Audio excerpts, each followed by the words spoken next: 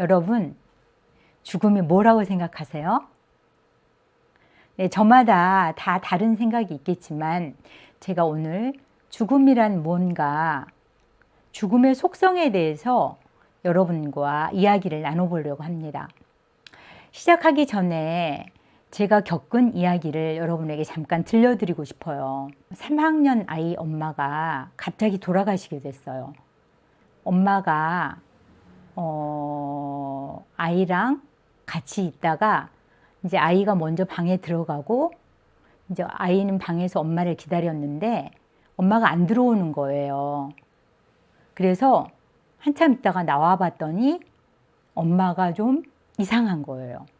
그런데 아이는 그게 좀 이상하다고만 생각해서 이제 아빠한테 카톡을 보낸 거예요. 아빠, 엄마가 이상해. 그런데 실제로는 엄마가 그때 죽어가고 있었던 거예요. 근데 이 아이는 어리기 때문에 그게 죽어가는 건지 모를 수밖에 없겠죠. 그래서 골든타임을 이제 그렇게 보내게 된 거죠. 그런데 그 아이가 자라면서 얼마나 큰 자책감에 시달리겠어요? 그럼 우리는 이러한 질문을 품게 되죠. 그런 경우를 생각해서 아이들한테 죽음의 속성에 대해서 말해줘야 되나? 아니, 그런 경우는 아주 특별한데 꼭 그런 것까지 말해줘야 되나? 그런 생각을 할 수도 있겠죠. 그렇지만 외국의 경우 또는 그림책의 경우는 그러한 것들을 있는 그대로 다 독자에게 보여주고 알려주고 있어요. 그래서 오늘 여러분에게 그림책이 들려주는 죽음의 속성들에 대해서 여러분과 이야기를 나눠보고자 합니다. 죽음의 속성은 여러 가지가 있어요. 그 중에 몇 가지를 소개해드리면 첫 번째, 비가역성. 비가역성이란 뭐냐? 이제 죽었는데 원래 상태로 되돌아오지 못한다는 거예요. 그런데 어린이들은 그럴 수 있다 치지만 어른들도 갑자기 부모를 잃었을 때 죽었다고 인정 안 하는 거죠. 네, 그 다음 두 번째, 보편성인데요. 보편성은 누구나 다 죽는다는 거죠. 누구나. 특정한 사람만 죽는 게 아니라. 그 다음 세 번째는 불예측성이에요. 불예측성. 우리는 언제 죽을지 몰라요. 언제 죽을지, 어디서 죽을지, 어떻게 죽을지 우리는 모르죠. 그게 죽음의 속성이에요. 그런데 필연성이라는 게 있거든요. 필연성, 죽음의 속성 중에 필연성은 뭐냐면 우리가 살아가고 있지만 필연적으로 죽음이 삶과 함께 하고 있다는 거예요. 적당한 시기에 죽음이 갑자기 짠 하고 나타나는 게 아니라 우리가 엄마 뱃속에서 잉태됐을 때부터 삶의 이면 뒤쪽에 죽음이 항상 함께 하고 있다는 거예요. 수명이 다 했을 때, 자연사 할 때 죽음이 찾아오는 게 아니라는 거죠. 우리는 늘 죽음과 필연적으로 함께 살아가고 있다는 걸 말합니다. 그 다음 비기능성이라는 게 있어요. 기능을 이제 다 하지 못한다. 모든 기능이 중단된다는 거죠. 그 다음에 인과성이라는 게 있어요. 인과성은 원인이 있는 죽음을 말하는데 뭐 사고를 당했다거나 어떤 질병으로 죽었다거나 그 다음에 노화성. 그러니까 모든 자연이 이제 다 때가 돼서 제 수명을 다하고 죽는 거를 노화성이라고 해요. 이렇게 죽음에 대한 속성이 여러 가지가 있는데 그러한 속성들을 그림책에서 자연스럽게 이야기와 그림에 잘 버무려서 독자들에게 들려주고 있거든요. 그런데 저에게 이런 질문을 하실 거예요. 선생님, 아니 그림책은 애들이나 보는 거 아니에요? 어른들이 그림책으로 하는 죽음에 대해서 뭘 배울 수 있을까요? 그렇게 생각할 수 있어요. 하지만 여러분, 죽음 앞에서 경험이 없으면 다 어린이죠. 어린이들이나 어른들이나 한 번도 경험해보지 않았다는 측면에서 볼 때 죽음 앞에서는 다 어린이라고 볼 수 있는 거예요. 그리고 이러한 그림책들은 그림과 텍스트가 굉장히 뛰어난 한 권의 예술 작품이거든요. 이야기가 있는 미술관. 근데 그 미술관의 전시 테마가 죽음이라고 생각하시면서 그림책을 만나보시는 거예요. 자, 그러면 여러 가지 죽음의 특성 중에서 비가역성에 대해서 오늘 여러분에게 이제 말씀을 드리고 해당 장면을 몇 장 소개해 드리도록 하겠습니다. 비가역성, 뭐라고 말씀드렸죠? 네, 맞아요. 원래 상태로 돌아올 수 없다는 거예요. 자, 그러면 첫 번째 그림책으로 보고 싶은 엄마라는 그림책을 소개해 드리려고 해요. 여기 표지에 보면 아이가 지금 그림을 그리고 있어요. 이제 그림을 그리고 있는데 표정을 자세히 보면 뭔가 슬픈 표정이에요. 네. 그런데 이 아이는 엄마를 그리고 있거든요. 엄마를 그리고 있는데 레베카 콥이라는 작가가 글도 쓰고 그림을 그렸어요. 상상스쿨에서 나왔는데요. 자, 왜 이 아이는 지금 엄마를 그리고 있나 잠깐 이야기를 들려드리도록 하겠습니다. 이 아이는 추측컨대 유치원 6살, 대여섯 살쯤 돼 보이는 아이예요. 첫 장면이 어떻게 나오냐면 우리는 얼마 전에 엄마한테 작별 인사를 했어요. 난 엄마가 어디로 갔는지 잘 몰라요. 이렇게 고백하고 있어요. 네, 화자가 6살쯤 돼 보이는 어린 아이인 거죠. 이 장면은 장례식 장면이거든요. 장례식을 치르고 왔는데 엄마를 찾아다니는 거예요. 하루 종일 막 소파 밑에도 들여다보고 침대 밑에도 찾아보고 이렇게 엄마를 찾는데 엄마가 없는 거예요. 그래서 엄마가 입었던 옷을 이렇게 여기 옆구리에 끼고 계속 다니는 거예요. 그러고 이제 아빠랑 같이 이제 엄마 산소에 갔는데 산소 앞에 꽃을 둔 걸 보고 뭐라고 하냐면 아, 왜 우리 엄마 꽃 안 가져가지? 네. 아니, 엄마한테 준 꽃인데 왜 안 가져가지? 이렇게 생각해요. 그러면서 계속 이제 엄마가 영영 돌아오지 않을까봐 두려워하고 엄마가 오지 않기 때문에 나중에 이제 화를 내게 되는 거예요.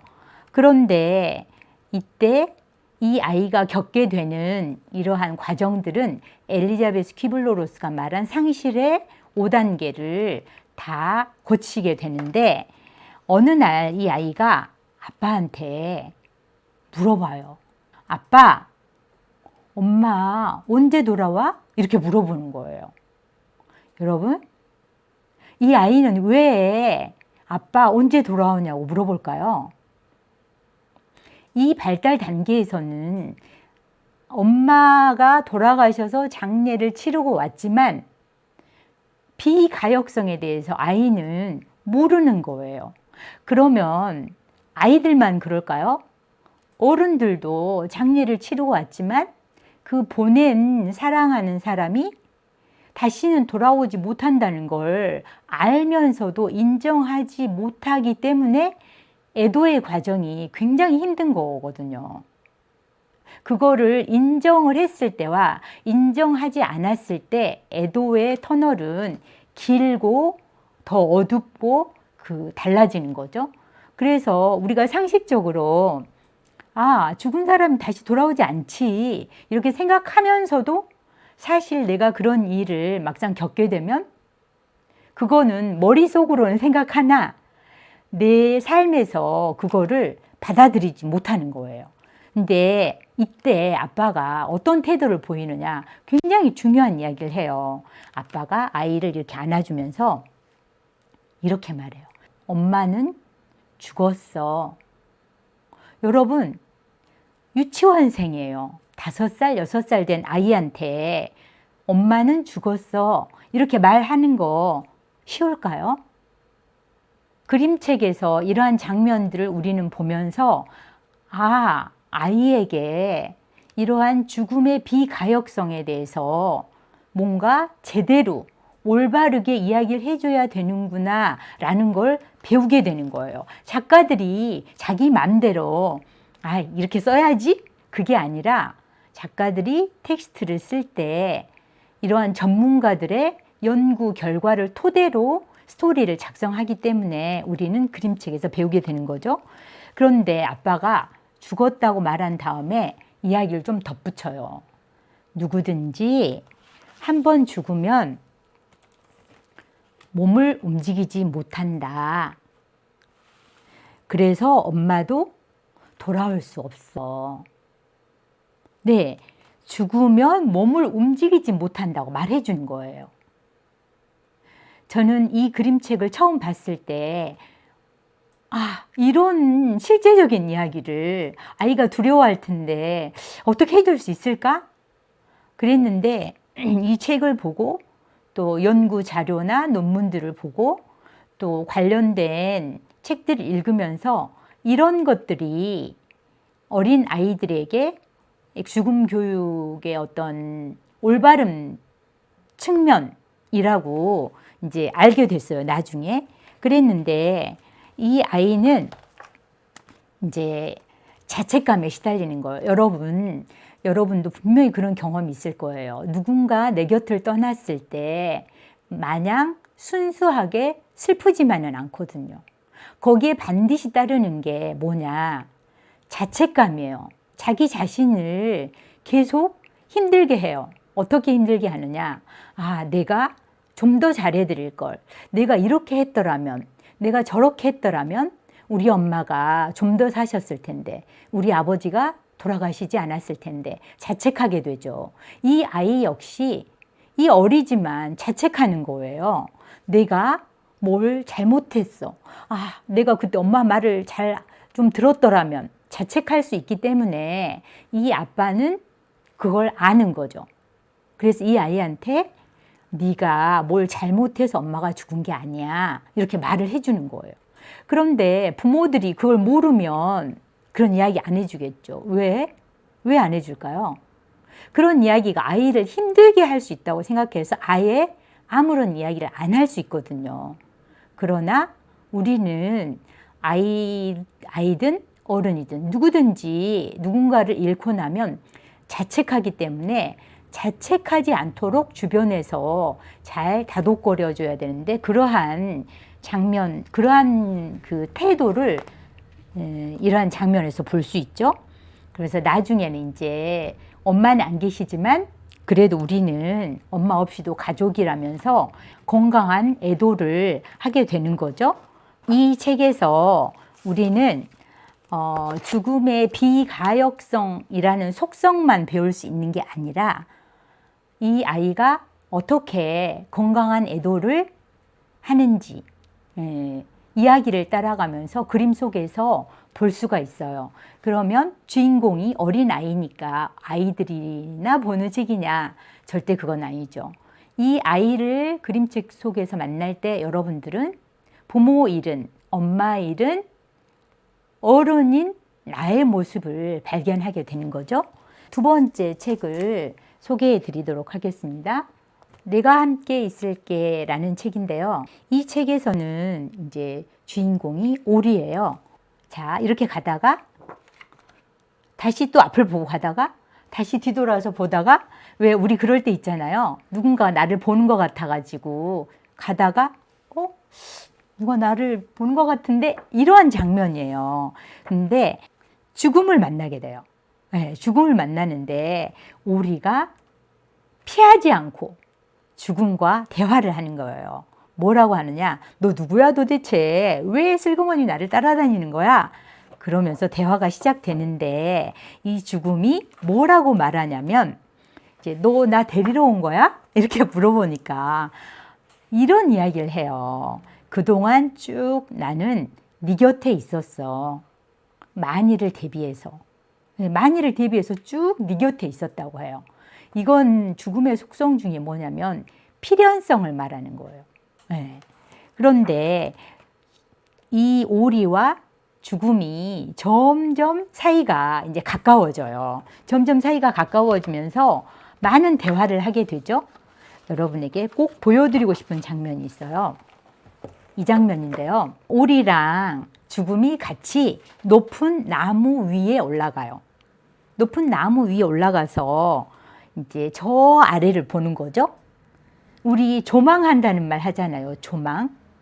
요 앞에만 보이는 거랑 저 높은 데서 내려다보는 거랑 우리 눈에 보이는 게 다르잖아요. 부분과 전체가 보이는 거잖아요. 그 차이에 있어서. 그런데 이들이 연못을 내려다보면서 이제 이런 이야기를 하는 거죠. 그때 연못은 너무도 고요하고 너무도 쓸쓸했어요. 네, 오리가 어떤 생각을 하냐면, 내가 죽으면 저렇겠구나. 연못 혼자 외로이 나도 없이 이런 생각을 하는 거예요. 우리가 죽음을 생각할 때 크게 두 가지 경우에 놓이게 돼요. 하나는 내가 누군가를 남겨두고 떠나는 경우, 또 하나는 내가